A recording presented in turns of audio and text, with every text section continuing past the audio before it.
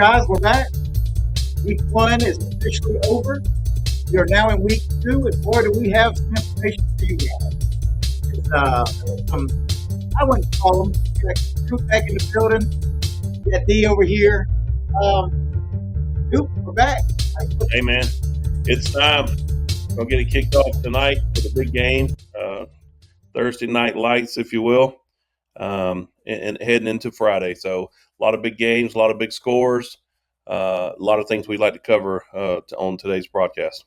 Yep, you're right. You're right. And Coop, let's talk about some of those big games. We had some good games on Thursday, and wow, were those fun to watch. We had that Prattville and Pike Road game, and we also had that Thompson and Carver game. And Carver was in there a little bit. They were hanging out. They were in there, and they just ran out of gas. I mean, that's what it looked like to me. Absolutely.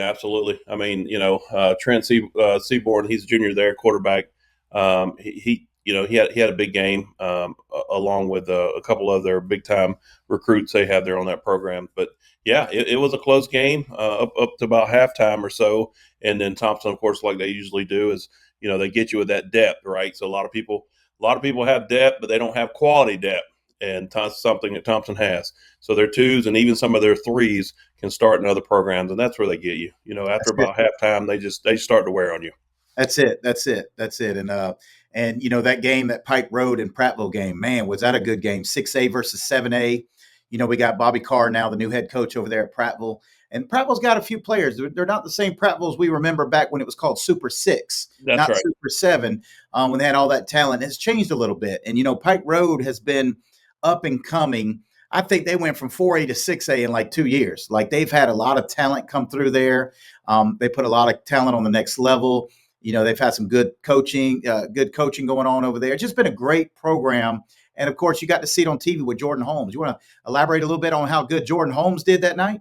Oh, man, I'll tell you now. Of course, everybody talks about, he's a Kennesaw State commit at the moment. But, yeah, week 1, he came in there. That's going to change. Coop, that's going to change now. I believe so. I believe it will, too. But right now, that's where he's kind of committed to. But, his week 1 stats are just off the charts. He played both sides of the ball. Came in there in offense, had 9 catches, 141 yards, and a touchdown. Flip it over on the other side of the ball. He had 3 interceptions, including a pick 6. He had over 200 all-purpose yards on top of that. So the guy, he's not a real big guy, but man, is he electric. He's 5'10", about 175 pounds, and when he gets on the field, he can do some things. Listen, right? and I'll tell you, this in his hand, he does amazing things. But one thing I got to personally witness with my own eyes was him on the basketball court.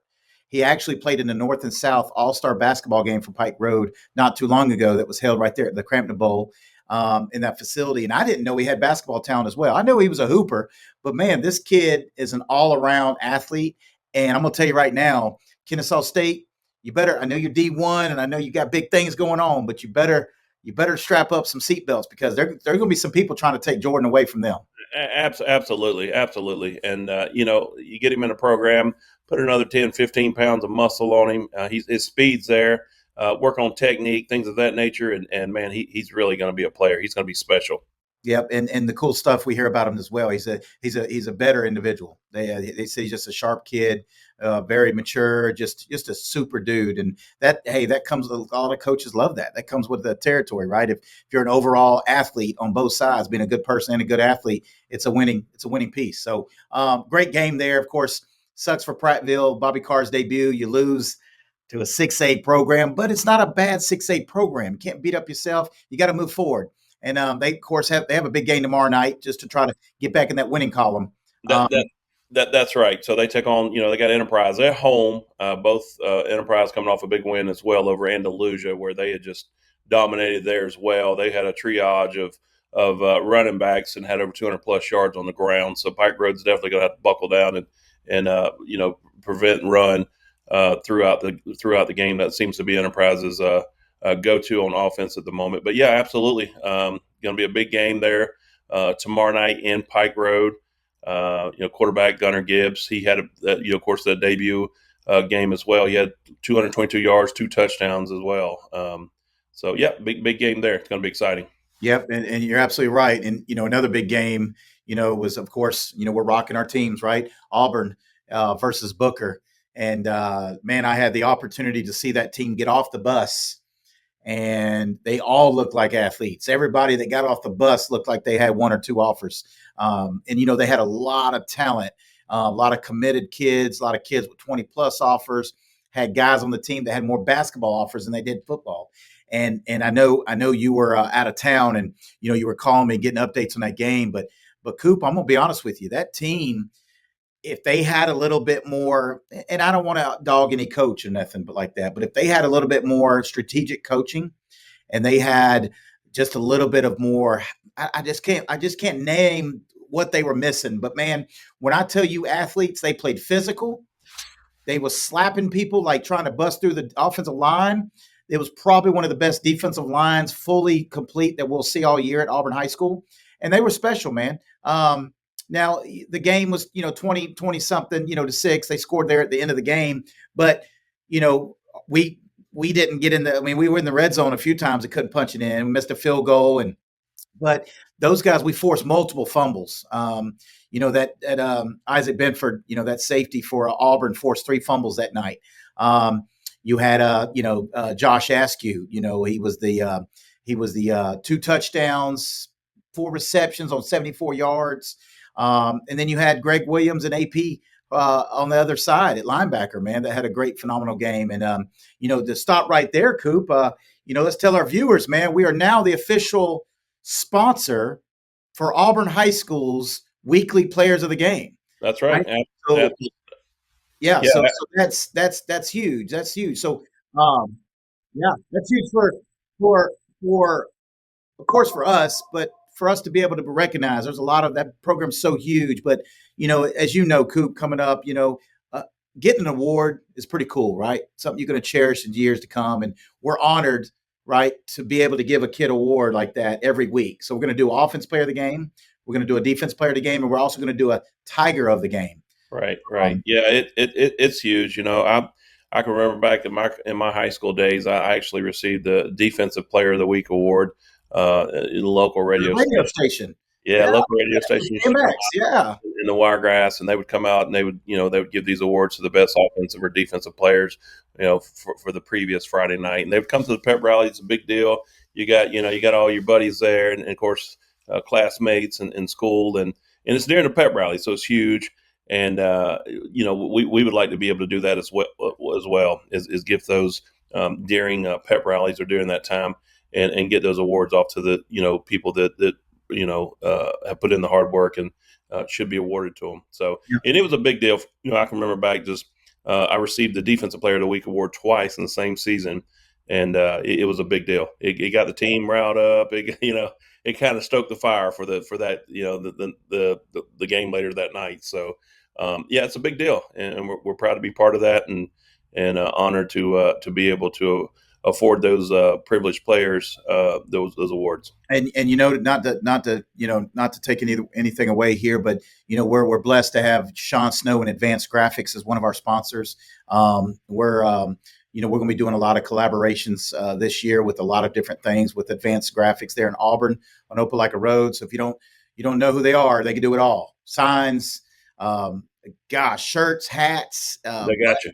If you could put your logo or your name on something, they can do it. So we appreciate Sean Snow and his team over there at Advanced Graphics. But a lot of good games, Coop. A lot of good games. I mean, there's so many good games.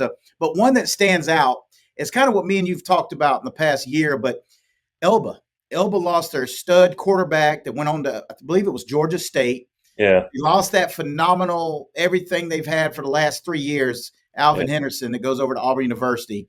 And this year was let's see what they do without those two main pieces. And man, Laverne, I think Laverne put it on them. I believe 50. Yeah. The game was over before it started. They were just outclassed, outmatched in regard to talent. They lost a lot of pieces. They lost offensive line, defensive line. It's essentially all their 90% of their starters were seniors. So it's a rebuild season for those guys and coaches over there. Hope they can get things together going forward. They will. It's rough right now. It's rough. So, it is. More to come from that program. Definitely. We'll keep our eyes on them. And, of course, Leroy. We've had a good relationship with Leroy, and they're still on their winning ways. They put up some high numbers. last Friday as well. You've also got Houston Academy state champions. They had a great night as well. But you got our buddies over here at Montgomery Catholic, first year head coach, taking the reins there, and he gets his first win of the season. But let's go back to that Opelika and Benjamin Russell game. Wow, what a game! Yeah, What yeah, a game in Opelika. absolutely. Of course, Benjamin Russell has the number one player in the state. They got big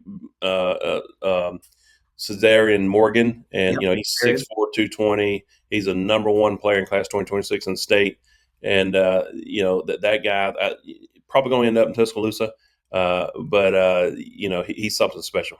He is, and I believe he had 170 yards on 7 catches for 1 touchdown. But there was, and we'll talk about it here in a minute, the top performers of the state, that last week. But Cedarian had a good game, but man, that ground game that Opelika had with Colby Key having a great game at the quarterback, but that ground game helped them. And I don't know if you know this, Coop, but Opelika has a running back that's almost like Jerome Bettis. He's a big old back, man, and he'll carry you down the field. So Coach J.D. Atkins had those guys ready, and what a great way to kick off the season, man, at home with a 25-20 win for Opelika. So congrats, definitely congrats to our friends over there at Opelika. And this isn't bad for that coach over there at Benjamin Russell. I get it. He's not used to losing, but he knows he wasn't going into a soft game. He knew they were going to bring it. So anytime you play in the 7A program, I don't care what the record is, 7A always brings it every game, Yeah. So kudos to Opelika, way to start off the season. But some other big games. But you want to roll on into Coop? You want to roll on into the top players of the state of Alabama last week? Yeah, so just some player spotlights. I told you guys in the previous cast that we want to highlight those guys. Of course, the prospects, right? We talk about the prospects at the beginning of the year, very first episode. Top 10 players in the state, and we kind of covered that a little bit. But there's other guys, and I told you, those names are going to come out from week to week. Those performers are going to be highlighted and really do their thing. But yeah, we'll start off at the top, and we'll talk about Pike Road, and of course Jordan Holmes there. He gave you his numbers and just a tremendous week 1 showing there. But along with Clay Chalkville, wide receiver, he's a 2026 wide receiver. Corey Barber, and he is an Ole Miss commit. But he had 169 yards, 2 touchdowns, a punt return touchdown. He even passed had a passing touchdown for about 60 yards. And he's just going to he's dynamic with the ball in his hands. He's just something special. And moving on down to a couple other quarterbacks, and in fact 3 additional quarterbacks. Parker High School, the senior 2025 there. Dylan Reese, and he had 321 yards passing, 5 touchdowns against Ramsey. That was and you remember we was watching that, Coop. That was a close game at the beginning. It was, and he was fantastic last year. He finished the year right around 1,900 yards, 14 touchdowns last year. Of course, winning the state. But yeah, he's another one of the top passers in the state. Moving down Northside High School, quarterback Jackson Rhodes. He's week 1. 217 yards, 4 touchdowns. Last season, he ended around 2,300 yards and 25 touchdowns. He was all-state selection. So another big quarterback there. Moving down to St. Michael's Catholic High School, there with Gunnar Rivers, and now he's a 2027 guy. But he's his first 2 seasons, he's already passed over 7,000 yards, 65 touchdowns, and he rolled out week 1 with 255 yards and 5 touchdowns. So that guy is going to be exciting to watch over the next 2 seasons in the high school. Last but not least, I wanted to highlight was Spain Park, Mr. Mason McClure. And he ended week 1 with 6 catches, 150 yards, and 2 touchdowns. And he's a versatile player as well. He can play both ways, kick return, punt return. He's a 2027 athlete as well. Defensive back, Saraland High School. So Lorgic Jones, he's a shutdown corner, and he's amazing. He's amazing. He's about 6 foot, 180 pounds. Man to man, he's on an island. Put him out there. He will shut down some of the best receivers around. He's got offers from Mississippi State, North Alabama, and several others as well. Okay, yeah, and definitely. Corey Barber, I think, now leads the state in receiving. Now, I think Corey Barber from Clay Chalkville had 188 yards for 2 touchdowns. He also returned a punt. And man, going through Twitter, I saw somebody on Clay Chalkville's sideline filming him every time he came off the Yeah. sideline, and he would take his helmet off and he would talk to the camera. And what stirred him up and got his blood going was they were talking trash to him on Twitter at the beginning of the week, not the game. Yeah. So he never responded. They kept talking, kept talking.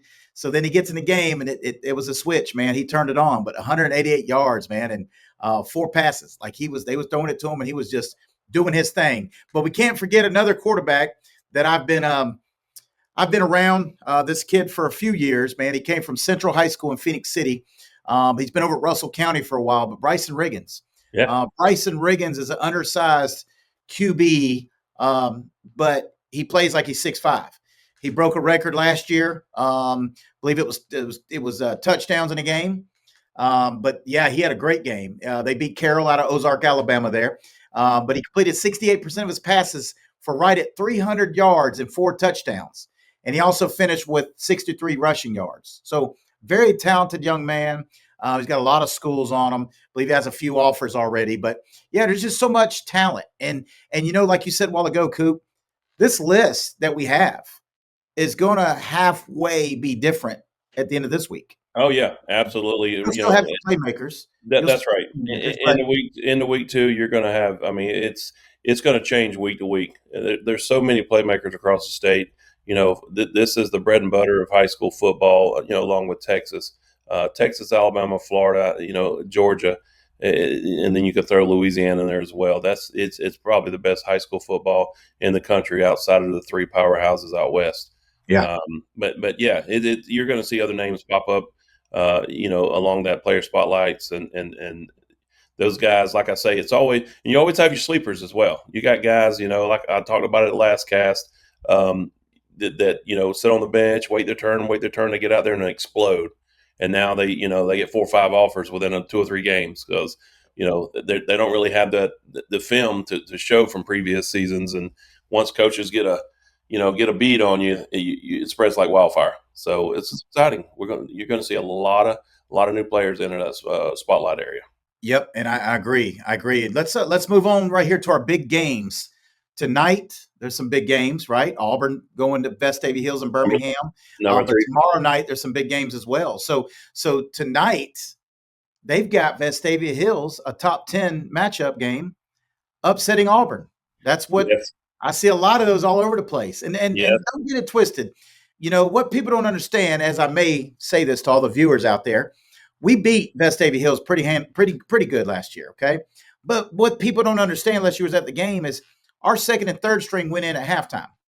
So, I say that to say this. Those second and third stringers are who we're bringing to the table for this game. And a lot of starters are back as well. So there's a lot of people predicting them to win. And, Auburn just shrugs that, they shrug it off, man. It's no big deal, man. We take week by week. We prepare for everybody. We treat everybody like it's a state championship. We don't play around. So I thought it was funny, Coop. I know you read it and you kind of reached out and posted sent me a screenshot. And I was like, this is crazy, man. Yeah. You got to play the game, right? You got to play the game. Yeah, you do. And of course, Vestavia Hills, their quarterback, he's had, Week 1, he had terrific numbers. This is a big major 7A early season clash with playoff implications with these two teams. And their quarterback rolled out last week. He had 3 passing touchdowns. And he rushed for 2 more. So he's electric as well. They did have a younger team last year, so I don't know. They're ranked number 3 right now in the state for a reason, and they've got a lot of talent over there. And I think they've had several other kids that are now there that weren't there last year as well. So this is a completely different Vestavia Hills team from last year. Yeah, some polls have them 7th, some polls have them 9th. So they're all over, but they're in the top 10, man. And they were a talented, well-coached team last year. We're not going to lie one bit, but we were special, as everybody knows. We were special, and the teams like we had last year don't come every year. So, but it's going to be a great game. I think it's going to be a great game. But as you know, there's no hesitation there. I kind of know what the outcome will be. I just have faith in my guys, and I watch how hard and the work they put in, and and it's going to be tough to beat Auburn this year, like I said. But let's talk about some big games. You got Enterprise. Yep. Woo! Enterprise and Pike Road, man. 6A to 7A.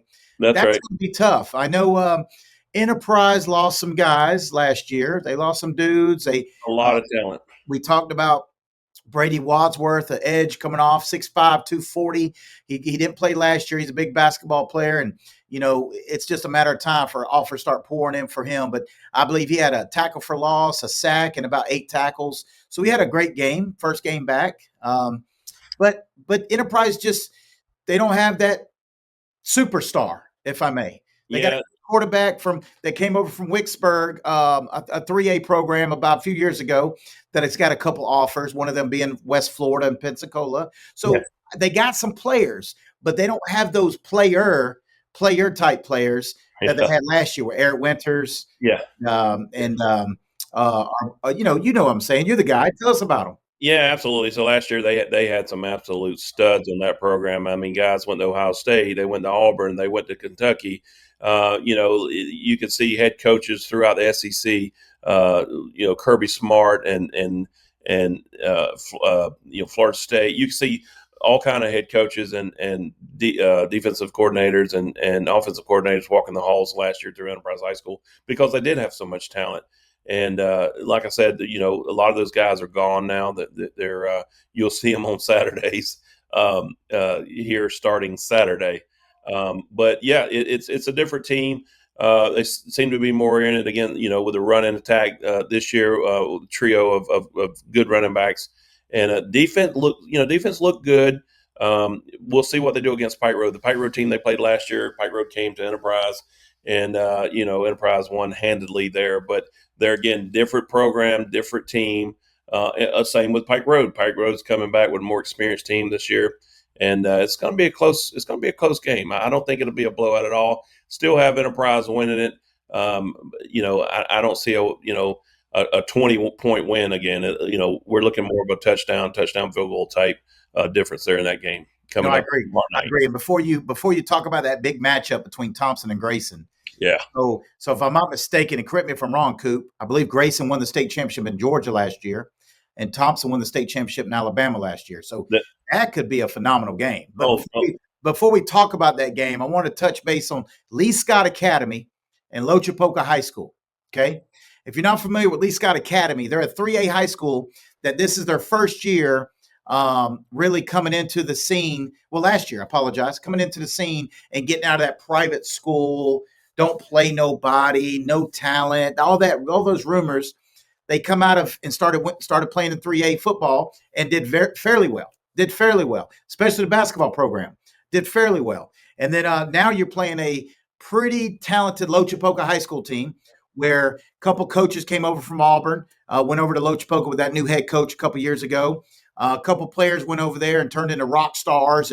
But Lee Scott Academy has a quarterback. You need to write the name down. His name is Max Hammer. Max Hammer is a senior, and Max Hammer was a quarterback at Auburn since 7th grade up until his 10th grade season, and he spent his 11th and 12th grade year, of course, at Lee Scott. Lee Scott is a school inside of the city limits of Auburn, and man, they have some talent. They have some talent. They had a big win against Prattville Christian last week, 40-20, and that was Max's debut as the the main guy behind that center there at quarterback. And I called him. And asked him how he liked it, how he felt, and he said, "Man, I felt so comfortable. I felt protected with my line, and they've got a lineman over there, man. That's actually had some bunch of offers as well. So he felt comfortable. He looked good on tape. He was just nothing was rushed, and you could see that outcome, 40-20. And then, yeah, like I said, Lochapoka has so many athletes in that program. So you're talking 2A Lochapoka playing 3A Lee Scott. That's going to be a fun and great game as well. That's going to be really fun. So a lot of those guys live literally a mile or two from each other on both teams. That's the funny absolutely. part. But other than that, Coop, the floor is yours. Tell us about this crazy matchup between Thompson and Grayson. Yeah, so talent studded programs clashing, and of course you got Thompson going over to Logansville, Georgia for that game. Last year it was at Thompson, and they're seeking revenge. They lost by 1 point, 15-14. Both programs as loaded as a spoke. And I want to talk about this a little bit. So Thompson's got a defensive lineman, okay, and Grayson's quarterback. Both of them are committed to UNC. So those guys play tomorrow night against each other, and if they stay committed, both of them will be playing for North Carolina going starting the next season. So that's a big matchup. And of course, you got Trent Seaborn there. He won his 7A state title last year as a junior, and of course they've got other guys. Cam Pritchett, he's an Oregon commit, another defensive lineman, and of course Grayson. They've got several studs on their program. Talked about Travis Burgess, their North Carolina commit quarterback. Got a linebacker committed to Texas, Tyler Atkinson, and it's going to come down to who can hang on to the ball, who can limit their penalties, and really the first one to make a mistake, the other one's going to have to push the force there. So it's going to come down to mistakes. It really is. Both teams are just so loaded, so well coached. Like I say, typically last team with the ball typically wins that game, or that was the case last year. Yeah, no, I agree. You couldn't have said it any better, Coop. So real quick, let's take us, Coop, I know this is a big segment you like to talk about. Let's take us into the top 5 state players of 2026. Yeah, we got some good ones. Yeah, so of course we talked about Benjamin Russell's wide receiver there, Mr. Morgan. He's big guy, big kid, 6'4", 220. Really excited to see how he's going to perform throughout the year. And then we talk about Jackson High School. They've got multiple players. Oh yeah, they got a lot of studs over there, and 2 of them are 2026 guys, are running back and quarterback. Both are on that top 5 list in the state. Moving on down to St. Paul, but remember, one of them hadn't even played yet. That's correct. He's a 2027, and you'll see him this year. You'll see him pop up there. He'll be on the player spotlight throughout the year as well. They are just loaded there with talent. And I believe he's a receiver. That's right. And then, but what I meant to say was that running back. Remember, he was suspended first game. Mr. Correll was. That's right. He's 5'11", 200 pounds.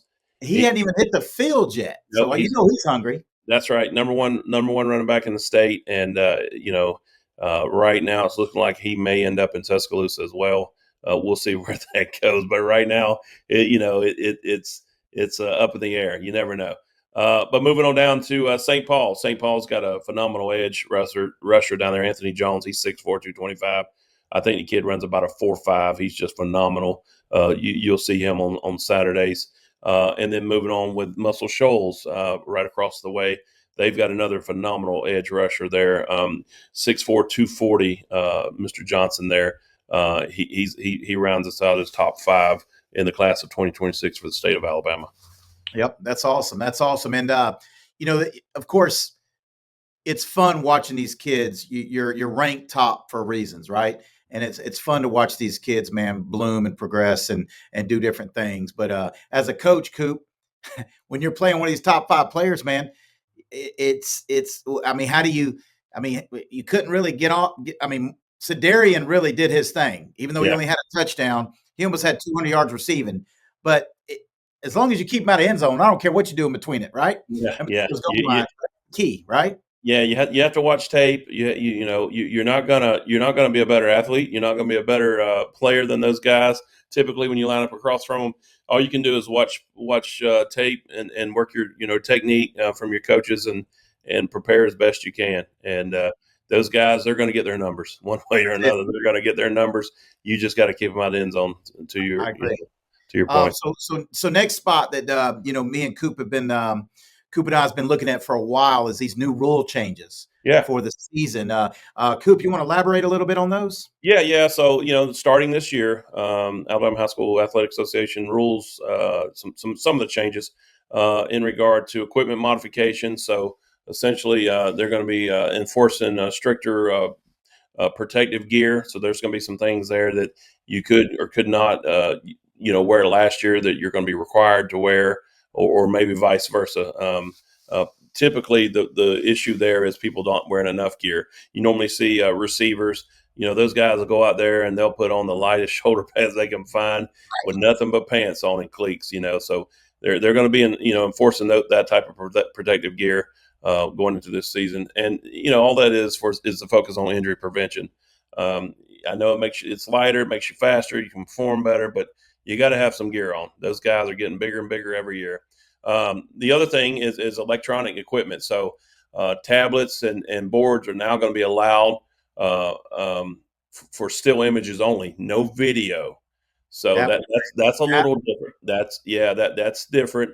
Also, no in helmet communication. So that was a thing in the last couple of years where offensive coordinators could literally just talk to their quarterbacks and tell them what they're seeing from the booth or to the sideline, and that communication was man, it was a game changer, especially picking up blitzes and things of that nature, and the same things the defensive side as well. Um, and the other part of that is targeting classification. So that's whether you like it or not, it's there to protect players. And of course, when I played, there's no such thing as targeting. no. In fact, there were some coaches that Try to take somebody would out. tell you to utilize your helmet as a weapon. And but yeah, that there the emphasis on protecting defenseless players, receivers, mid catch, and things of that nature. Um, and then the other part or rule that that came out that's real big is the participation limits. So now there's bigger restrictions or new restrictions on player usage, and there's a bunch of details there you can look up. But you can't move in overnight and suit up and play on Friday, right? So um, uh, there's a lot of rules there, along with NIL. Not only you and I talked about this off camera. A lot of NIL now is in high school in states like Georgia and Florida. 40 states now. They've Yeah, expanded to yeah. 40 So, states. so that we all know what that's going to lead to: better recruiting throughout the programs that has the funding or the monetary gain there, and essentially, I don't want to see it turn into what we're seeing in college now, because I saw it last year as well as you. Starting players would pick up and lead their programs. Starting players pick up and lead their programs because some other college was offering more money, and Right. and it's it just takes away from the game. I understand it's part of it. It's part of change. It is where we are today with football, but I'm not a big fan of it. But it is what it is. But I just hope high school doesn't get to that point where you got a starting guy at quarterback coming out of sophomore junior year, and he just picks up and leaves because the club across the state or across town has more money. So Yeah. Yeah. uh, Well, that's what it's going to get to. We already yeah, know this. We already know this. We're realistic guys that watch football and yeah, we analyze that kind of stuff. You already know what is going to happen. You already know. You already know. absolutely. But man, listen, a lot of good games. I'm going to go. I'm going to try to go live tonight. And see if I can get some stuff going on and kind of bring y'all into the action. Coop maybe might go live tonight as well. But we're going to try to probably hit two different games. Of course, I'll be in Birmingham. I think Coop's going to try to hit a couple different games as well on his side of town. But other than that, guys, high school. Let's move on to the debut. There's a big talked about game. I mean, where'd you go? You left, y'all. Okay. I think I lost him, guys. I think I lost him. Oh my God. There he is. He is back. And I know a lot of y'all were wondering. I thought this guy was going to wear Florida State stuff every episode. Well, there you go. There he goes. There he is. He ain't gone nowhere. He ain't gone nowhere. But Coop, I hate to do this to you. So hopefully you don't get mad at me. And but I just want to tell you that Oh no! Oh no! Come on, man! Oh, come on! listen, um I got to be real, man. I think you guys have a great team. I think you guys are coming to the table. But listen, you already know I'm an Auburn fan. You already know I'm not even a real Alabama fan. I got some kids that went through the program that I got to personally coach, and I got a little love there, right? Even wearing Saran Stacy helmet of his came out of my high school down in South Alabama. Him and my brother was great friends, so got his helmet, number 27. But realistically, I think Alabama's gonna get the edge by just a field goal, by one something. I hope Yeah. you prove me wrong, What but I'm trying to be real. So got a lot of questions down in Tallahassee. That game kicks off tomorrow at 3:30 Eastern time, or I'm sorry, Saturday at 3:30 Eastern time. But got a lot of questions there. Got a new offensive coordinator, defensive coordinator, offensive line coach, defensive line coach. I talked about a little bit last time. Got a lot of new players and positions. That's right. Got some talent there. Got a lot of talented That's players right. brought in, but you got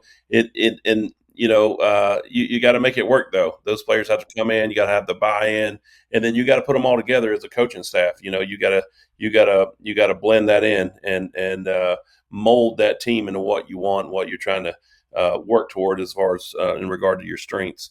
So Alabama, they're already there, right? They got a couple pieces out, couple pieces in. They are missing their starting running back, but they have three other very, very talented running backs that'll step up and take that spot. But they're there. They don't have to mold. They just reload. That's And right. and talent wise, you're not going to get a whole lot better than Alabama across the No, country. no, no, So you're right. they'll be there. It's really going to be Florida State's game. Uh, you know, to lose, if you will. You're going to have to control what you can control, and you're going to have to look for those mismatches where you can, and you have to take care of the ball and eliminate penalties because essentially playing a better team, a better program. Alabama is favored by 13 and a half. As always, go Noles. That's right. And I called it last week. I'm saying it again. We will be there in December. I'm calling it. But for Sideline Sports, I'm D. He's Coop. See you soon.